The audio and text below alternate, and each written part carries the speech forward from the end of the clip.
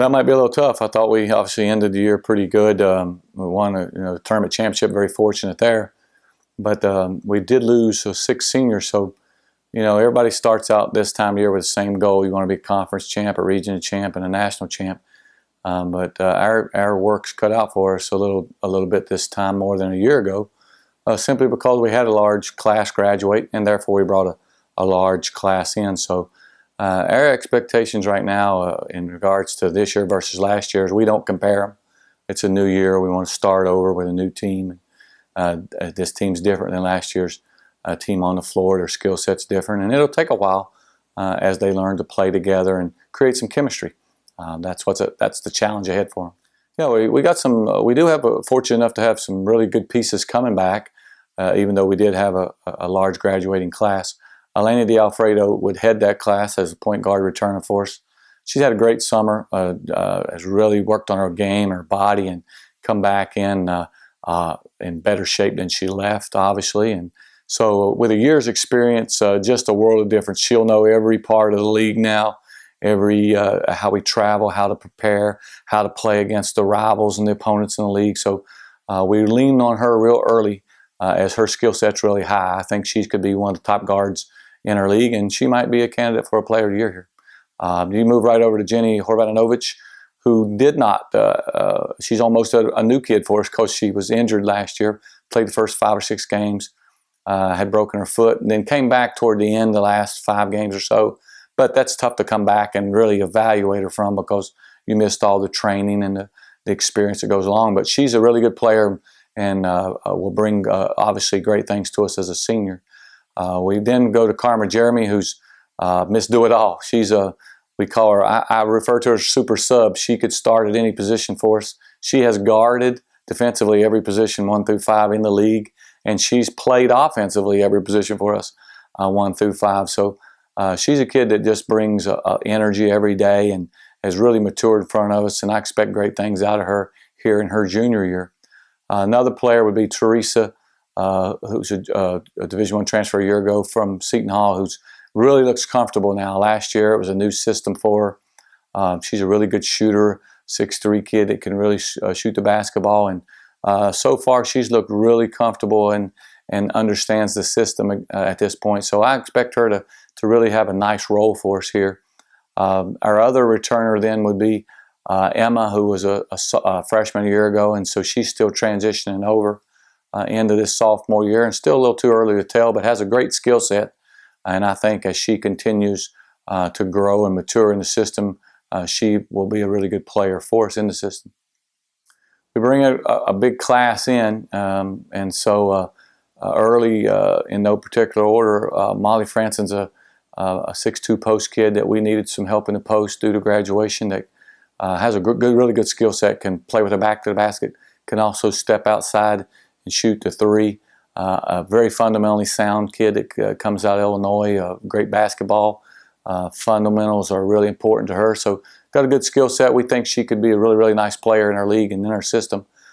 She has a teammate transferred with her as well that's one of the best athletes that I've had here at Tampa, and Faith Sanders, and man, she's fun to have, a fun personality, always smiling and really enjoys learning the game. She's quick off the dribble, can defend anybody, really gets out and runs the floor well.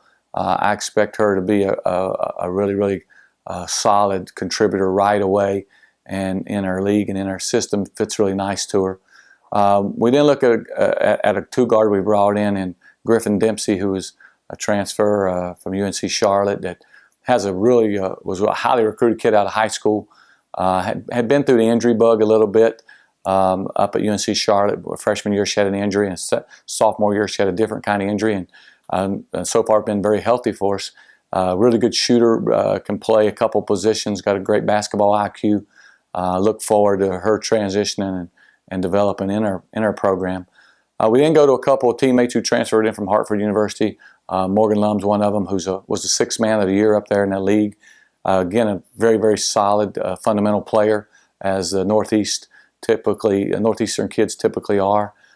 She's a kid that can bring a lot of different things to us, can shoot the 3, is a physical guard, understands how to pass the basketball and run a system. She has a teammate who was here last semester, but we didn't play. In this case, Cassidy Bundy, who's a 6'3" kid that's a long defensive presence down inside, great shot blocker. As she learns the offense and gets stronger, she could be a really, really helpful kid in our program. We then look at our true freshmen in regards to the 2 freshmen that come in. Rachel Warden's a player that we signed out of Kentucky, a great high school basketball program back in Kentucky. A great AAU program, was another Division I Alford kid who we feel real fortunate to have here. She can play the 1 and 2 for us.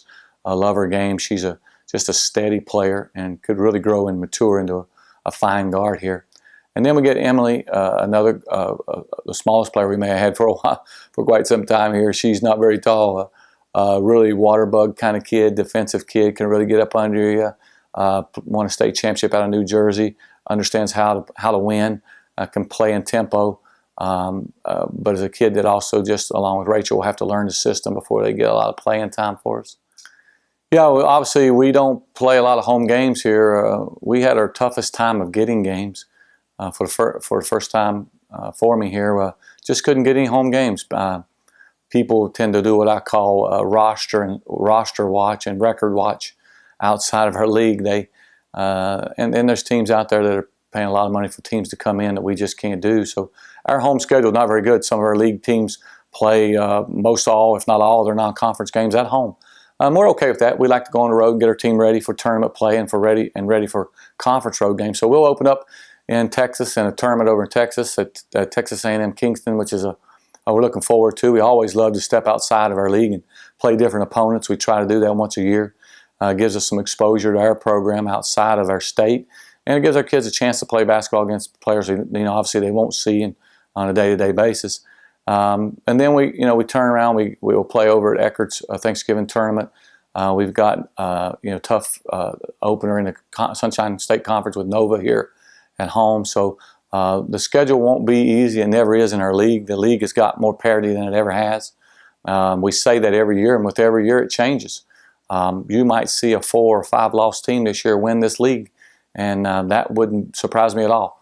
There's that kind of balance and kind of parity in the league, and great coaches in the league. So should be a fun season. Even though we're rebuilding, we look forward to the challenge, and we're excited about getting started.